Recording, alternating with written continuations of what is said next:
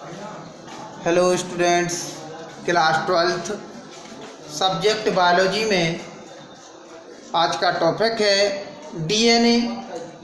DNA का पूरा नाम होता है डीऑक्सी राइबोन्यूक्लिक अम्ल।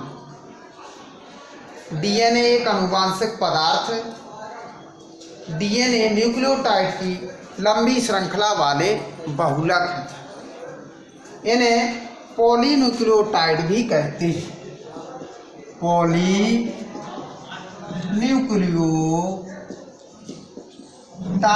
भी डीएनए को कहा जाता है। और जब डीएनए का पूर्ण जल अपघटन होता है तो पूर्ण जल अपघटन होने से शर्करा, फास्फोरिक अम्ल तथा नाइट्रोजनी क्षारक प्राप्त होते हैं। अब बात करते हैं डीएनए का रासायनिक संगठन क्या है। रासायनिक संगठन, डीएनए का रासायनिक संगठन का अध्ययन करने से प्राप्त होता है कि डीएनए में मुख्यतः 3 प्रकार के अणु उपस्थित होते हैं। सबसे पहला है शर्करा, दूसरा होता है फास्फोरिक अम्ल और तीसरा होता है नाइट्रोजनी क्षारक। सबसे पहले बात करते हैं शर्करा। तो डीएनए में पाई जाने वाली जो शर्करा होती है वो मोनोसैकेराइड 5 कार्बन वाली पेंटोज शुगर होती है, जिसे डीऑक्सीराइबोज शर्करा कहते हैं। दूसरा है फास्फोरिक अम्ल H3PO4।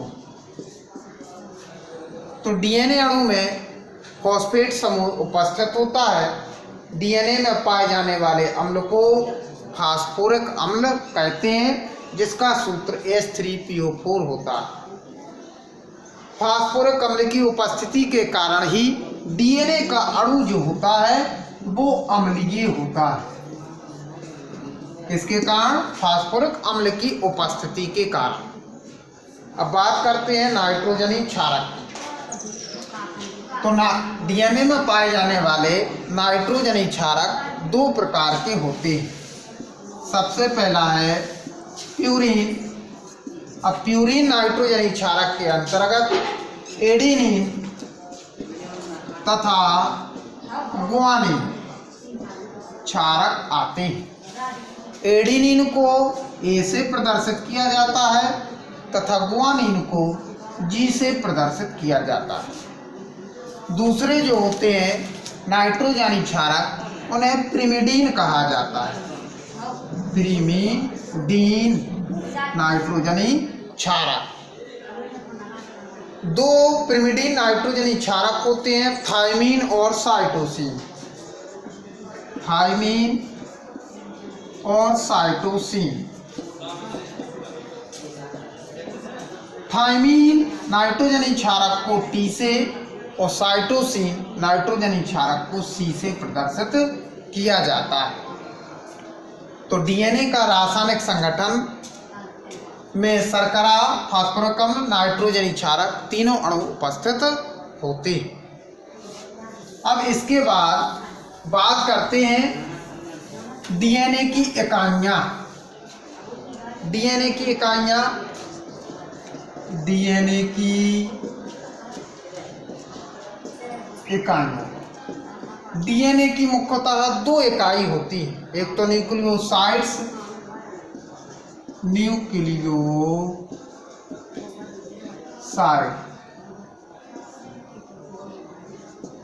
और दूसरी होती है न्यूक्लियोटाइड्स।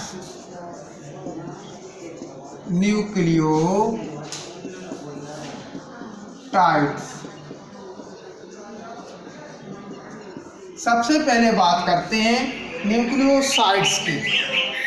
न्यूक्लियोसाइड्स में क्या होता है कि डीएनए की शर्करा का एक अणु एक नाइट्रोजनी क्षारक से जुड़कर, इसमें क्या होता है, डीएनए की शर्करा का एक अणु एक नाइट्रोजनी क्षारक से जुड़कर और किसका निर्माण करता है, न्यूक्लियोसाइड्स का निर्माण करता है, जिसे डीऑक्सीराइबोसाइड भी कहते हैं।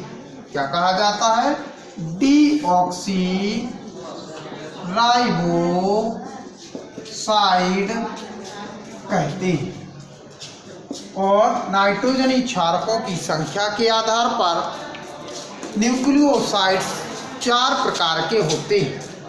डीऑक्सी एडिनोसिन, जब एडिनिन नाइट्रोजनी क्षारक जुड़ता है।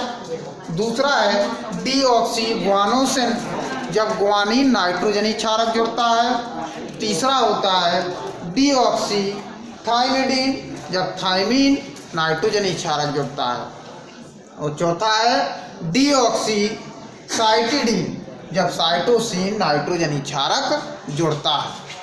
इस प्रकार से न्यूक्लियोसाइड्स नाइट्रोजनी क्षारकों की संख्या के आधार पर 4 प्रकार के होते हैं। अब बात करते हैं न्यूक्लियोटाइड्स की। तो न्यूक्लियोटाइड्स का निर्माण शर्करा का, डीएनए की शर्करा का एक अणु एक फास्फोरिक अम्ल का एक अणु या फॉस्फेट समूह और एक नाइट्रोजनी क्षारक तीनों के जब एक एक अणु मिलते हैं तो एक न्यूक्लियोटाइड्स का निर्माण होता है, जिसे डीऑक्सी राइबोटाइड्स कहते हैं। क्या कहा जाता है, डीऑक्सी राइबोटाइड्स कहते हैं। दूसरी भाषा में ऐसा कहा जा सकता है कि न्यूक्लियोसाइड्स के एक अणु में जब एक फॉस्फेट का अणु जुड़ जाता है या फॉस्फेट समूह जुड़ जाता है तो डीऑक्सीराइबोटाइड्स के एक अणु का निर्माण हो जाता है, अर्थात न्यूक्लियोटाइड्स के एक अणु का निर्माण हो जाता है, जो डीएनए की एकलक इकाइयाँ होती। न्यूक्लियोटाइड्स भी नाइट्रोजनी क्षारकों के आधार पर 4 प्रकार के होते हैं। जैसे जब एडिनिन जुड़ता है तो उसका नाम हो जाता है डीऑक्सी एडिनोसिन मोनोफॉस्फेट, और जब ग्वानिन जुड़ता है तो उसका नाम हो जाता है डीऑक्सी ग्वानोसिन मोनोफॉस्फेट। जब थाइमीन जुड़ता है तो उसका नाम हो जाता है डीऑक्सी थाइमिडीन मोनोफॉस्फेट, और जब साइटोसिन जुड़ता है तो उसका नाम हो जाता है डीऑक्सी साइटिडीन मोनोफॉस्फेट। इस प्रकार से नाइट्रोजनी क्षारकों के जुड़ने के आधार पर न्यूक्लियोटाइड्स और न्यूक्लियोसाइड्स दोनों 4 प्रकार के होते हैं। Thank you.